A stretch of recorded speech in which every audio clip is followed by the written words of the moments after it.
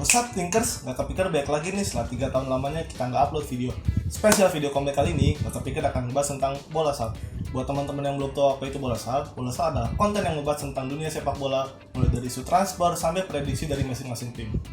Gak kepikir kali ini, bareng gue Sultan Raffi bakal membahas tentang prediksi line up Persib Bandung untuk 2021 nanti. Seperti yang kita tahu, beredar kabar kalau Liga kan akan bergulir akhir Agustus nanti ya. Semoga benar-benar bergulir tepat waktu dan masyarakat Indonesia bisa kembali menyaksikan sepak bola Indonesia. Langsung aja, kalau menurut gak kepikir tim, Persib ini akan memakai formasi 4-4-2, dimana seperti biasanya Coach Robert selalu menggunakan formasi ini mulai dari Liga 1 2020 kemarin hingga Piala Menpora. Kita mulai dari penjaga gawang.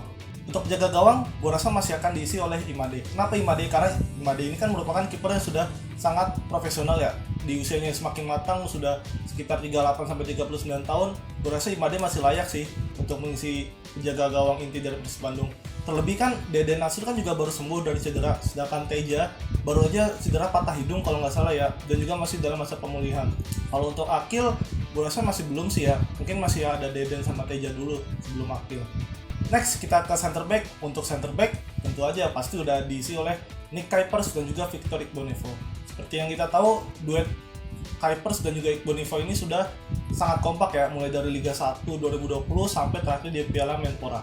Sedangkan untuk cadangannya juga masih ada back senior Ahmad Yufrianto, masih ada juga back muda Kakang, dan juga ada Indra Mustafa.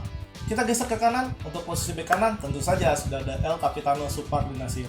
Supardi seperti yang kita tahu semakin tua semakin jadi. Di usia semakin matang, permainannya cukup konsisten dan bisa mengembangi kecepatan dari back-back lawan. Untuk cadangannya masih ada back putra daerah pemain lokal asli Jawa Barat, ada Hen Herdiana, ada juga Mario Jardel, dan tentu ada juga rekrutan baru yaitu Bayu Fikri, pemain timnas U19. Kita ke kiri. Untuk posisi back kiri sudah jelas, sudah pasti diisi oleh Ardi Idrus. Ardi Idrus ini kan back yang sangat kerja keras ya, baik menyerang maupun bertahan. Terlebih dalam bertahan ya, dia itu sangat kuat, sangat cepat, dan juga sangat tepat dalam mengambil keputusan. Untuk cadangannya juga masih ada Zalnando. Kenapa Ardi Idrus daripada Zalnando? Seperti yang kita tahu, Ardi ini kan memiliki stamina yang cukup baik ya, baik menyerang maupun bertahan. Sedangkan Zalnando ini kelebihannya dia umpan-umpan silangnya itu sangat mematikan ya, sangat memanjakan untuk para striker. Namun Zalnando ini masih punya kelemahan, yaitu dalam sisi pertahanan. Dan sisi bertahan dia pun tidak sebagus dalam menyerang, maka dari itu gue tetap milih Ardi Idrus sebagai bek kiri utama untuk Liga nanti. Next kita ke tengah, ada dua gelandang di sana, yaitu ada Mark Locke dan juga ada Rashid. Menurut gue yang menarik ini Mark Locke ya. Apakah mampu Mark Locke bermain dengan sistem baru, yaitu dengan dua gelandang? Seperti yang kita tahu, Mark Locke ini kan di klub sebelumnya, di Persija ataupun di PSM, dia bermain sebagai DMF dengan dua gelandang di depannya. Di Persija kita tahu dia sebagai DM, di depannya ada Rohit Chan dan juga ada Brai Fatari. Untuk di PSM juga sebelumnya kan dia sebagai DM di belakang dari Plain dan juga M. Arfan ataupun Rashid Bakri. Tapi gue rasa dengan formasi 4-4-2 ini dengan dua gelandang di tengah, gue rasa Klok akan bermain lebih ke depan, yaitu sebagai gelandang box to box, gelandang yang memiliki daya jelajah cukup tinggi. Sementara untuk rekannya, Rashid, dia akan sebagai DM, benar-benar DM, yaitu sebagai breaker, sebagai pemutus serangan, orang yang pertama kali memutus serangan sebelum back. Dengan karakter yang keras, seperti yang kita tahu, Rashid ini kan pernah menghadapi timnas Indonesia ya, pada 2018 lalu di Asian Games. Untuk cadangan, pemain tengah Persib ini cukup banyak sekali. Seperti yang kita tahu, di sana ada nama-nama seperti Gian Zola, ada juga Bikam Putra, ada juga Deddy Kusnandar, Abdul Aziz, pemain muda juga seperti Syafril Lestaluhu, ada Ardi Maulana, juga ada Saiful. Next kita ke kanan. Untuk wing kanan sudah jelas, tidak lain tidak bukan adalah pemain lokal, pemain putra daerah asli Jawa Barat, yaitu Febri Haryadi. Kenapa Febri? Seperti yang kita tahu, Febri ini kan memiliki keunggulan dalam sisi kecepatan dan juga crossing-crossingnya yang masuk ke dalam. Febri ini sudah menjadi andalan dari pelatih-pelatih sebelumnya, mulai dari Coach Janur, Coach Mario Gomez, sampai terakhir Coach Robert Rene Albert. Gue rasa Febri ini masih layak ya mengisi sisi kanan Persib Bandung. Selagi dia masih bermain di Persib, gue rasa masih akan terus diisi oleh Febri Haryadi. Untuk cadangannya sendiri masih ada putra daerah lokal, pemain asli Jawa Barat juga, yaitu Erwin Ramdhani. Next, kita ke sayap kiri. Di sayap kiri ini cukup menarik ya, dimana pada musim pertama Robert, dia masih menelaah, masih mencari-cari nih siapa yang cocok mengisi sayap kiri Persib. Mulai dari SK Bang Tiskara, Fred Butuan, sampai Gozali Siregar. Sampai akhirnya, gue rasa Robert udah benar-benar nemu nih pemain sayap kiri yang cocok untuk mengisi starting line up Persib Bandung, yaitu adalah Fred Butuan. Seperti yang kita tahu, Freds di Piala Menpora kemarin cukup menjadi pemain inti ya, pemain yang sangat sering dimainkan oleh Coach Robert.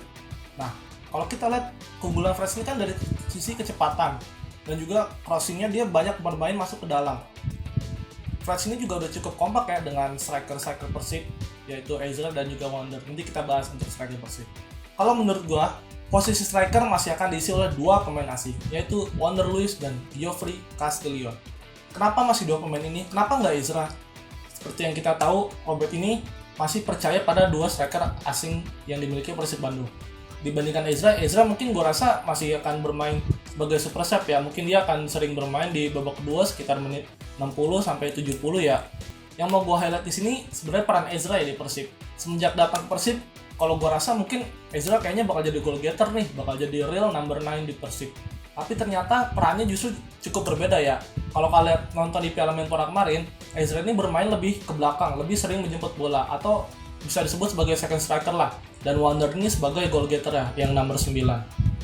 Kalau kalian nonton match Persib lawan Persebaya di Piala Menpora kemarin, gol pertama Ezra itu kan dari situasi corner kick, di mana Ezra ini posisinya nggak di dalam kotak, tapi di luar kotak penalti. Bola di crossing dari corner, ada skirmish di sana, kemudian Ezra dapat bola, dia capping sedikit, dia shooting dari luar kotak penalti. Nah, ini yang jadi pertanyaan. Kenapa saat corner kick harusnya kan yang di dalam itu kan pemain-pemain tinggi ya? Ini menarik nih, strategi apa yang diinginkan Robert dengan sering menaruh Ezra seperti itu? Justru yang ada di dalam kotak penalti pemain seperti Wonder Luis, Victor Igbonevo, Nick Kuipers, dan juga gelandang seperti Beckham ataupun Deddy Kusnandar ataupun Freds bisa di situ. Kenapa Ezra nggak ditaruh di dalam kotak penalti untuk bola-bola heading? Kita juga nggak tahu. Ini mungkin strategi Robert, tapi menarik untuk dinanti. Mungkin itu aja prediksi dari Nggak Pikir Tim. Prediksi untuk line up Persib Bandung 2021 nanti dengan formasi 4-4-2.